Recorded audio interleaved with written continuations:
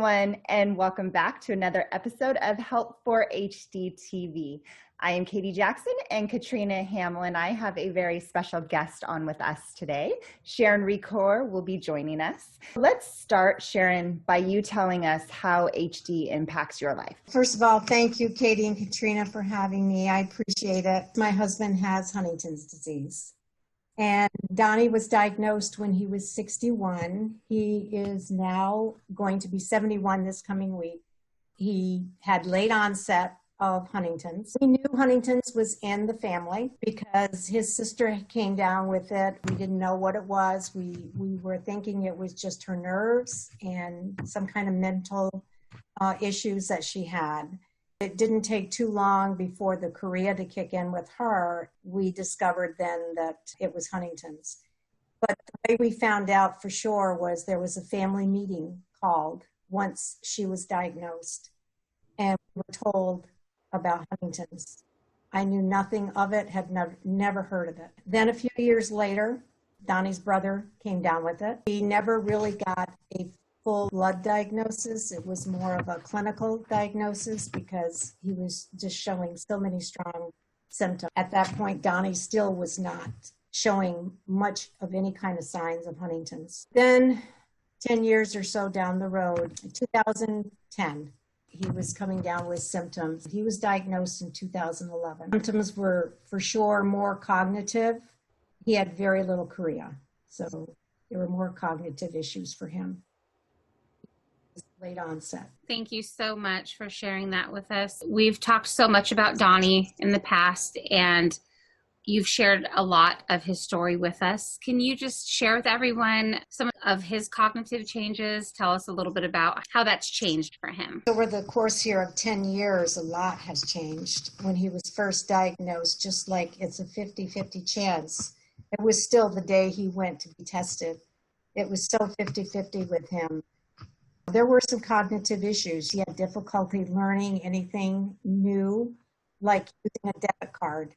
He found that very hard, and he just couldn't deal with the PIN number for the debit card. His judgment was impaired, I could tell. A couple of, I call small accidents, like he hit a fence post and he scraped one of our vehicles, just a judgment issue going on there, the cognitive ability that he had. His driving was getting more and more noticeable, and he started wanting me to drive, and I did. As the months and years went on, he just slowly gave up the driving because he realized.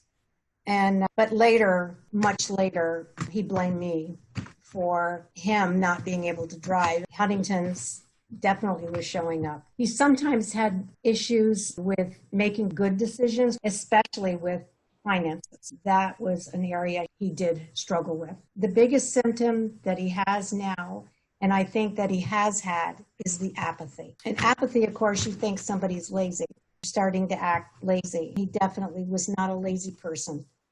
He was a very hard physical worker. He was a dairy farmer, and he worked from sunup to sunset. And when he got where he didn't seem to want to physically do much anymore, his symptoms were really starting to show. Did you notice like memory loss? Was there any like short-term or long-term memory loss with Donnie? Yes, the short term was there. Yes, I did start to notice that. It's there now too. It's very much so there now. Yeah, but long-term memory intact. It is, yes. I'm fortunate for that. I really am. Sharon, can you talk to us a little bit about how the cognitive impairment impacted Donnie's life as well as yours? We're very fortunate to have a specialist in Huntington's, and I'm very thankful for that, giving us some kind of support and ideas of how to deal with that. You needed to go slow with him. You just wanted to slow down and give him a chance to answer. Maybe remind him, like showing him a picture of something.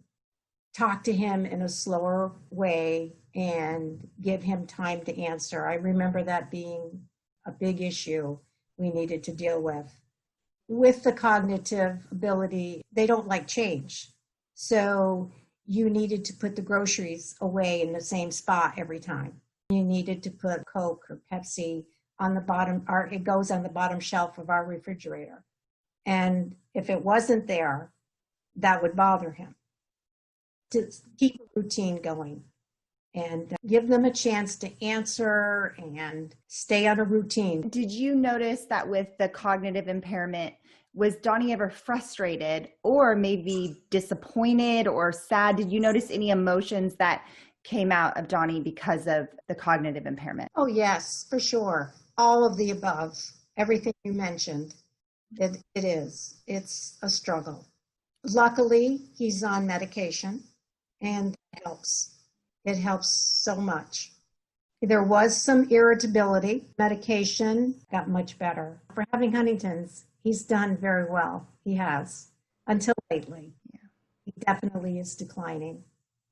I know that we loved being around him every time we were with him. He's a joy to be around. He was always smiling and happy, and we'd throw music on and he'd be on the dance floor with us, both of you guys. He's very social. His normal personality is social. He loved you and Katrina. He loved being at the events with the law enforcement program and everything. After a while, it breaks your heart that they can't do it anymore.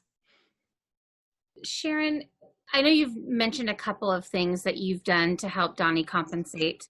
Are there other things that maybe somebody out there listening might be able to utilize? Is there anything that you do to compensate for Donnie's cognitive changes? What I tried to do is to give him more social activities to keep him busy. He went to a support group that he loved, and he would go into his respite care. He loved it. And of course, it's not happening now because of COVID. And I tell him it's not happening. They would color, they would try to draw things, they'd play games. And he liked to be on the computer playing his 1950s and 60s music. He loved that. I did what I could there to get him like set up on the computer and take him to the support group. And like I was saying earlier, you have to I show him old pictures and just bring back some happiness to him. Try to keep him as upbeat as I could. I'm still trying to do that. It's so interesting how much we learn from each other being caregiver to caregiver. I think Sharon gave some really important tips today. Trying to keep the spirit up, showing old pictures, patience. I think that was her number one thing she kept saying is patience and go slow. I think that also helps frustration on all ends if we just slow down, which is really hard for us to do. Don't forget to like this video and subscribe to our channel below and ring the bell for notifications to make sure you're up to date to know when videos like this come out. Until next week.